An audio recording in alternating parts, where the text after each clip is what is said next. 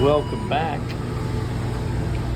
Alright, so we've got, so I didn't show this last week, but I actually did take this apart and clean the wheel. So we've got a new relay in. So now when we turn it on and we tell it it's full,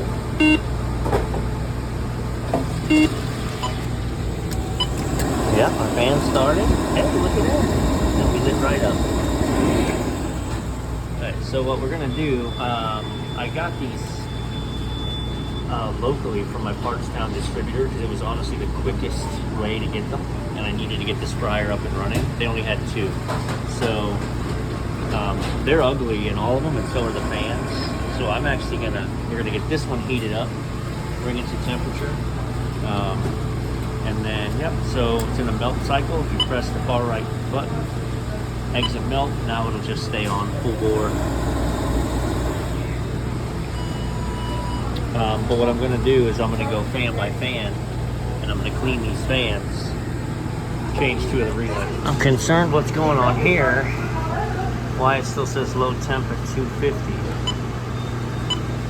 Was my understanding. I thought it was like 140 or something like that. It would show low temp. So let's see if it gets to temp and goes away. Maybe I'm just wrong. I deal with a lot more Pitcos than Frymasters, so maybe I just got my lines crossed. Ready. She's ready. I have a suspicion after looking at that, seeing a little flop. They're slow enough downstairs. That's a Kevlar belt. We're going to turn this off for a minute. We're going to take a good look-see at this. Ta-da! Never roll belts on and off. Very bad for the systems, okay? Rolling belts, terrible, terrible idea. Now, look why the belts are out. They are out of alignment. See how the right side is higher than the left side? That's going to wear out a belt. Okay, so look at it this way. It's running uphill. The left side is higher than the right side. So that is short-living the life of belts. This was also a Kevlar belt, it appears. Yep. So all the Kevlar in the world ain't gonna matter when you're misaligned.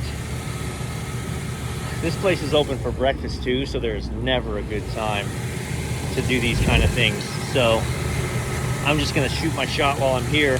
I'm gonna pull amp draw on this motor, make sure we're not over amping it with the tension of the belt. So let me go bring up the Allen keys and the persuader. Doesn't look like we have much room to move on this one. What we do on that one. So we're gonna drive that right one down a little bit. No more running uphill or downhill.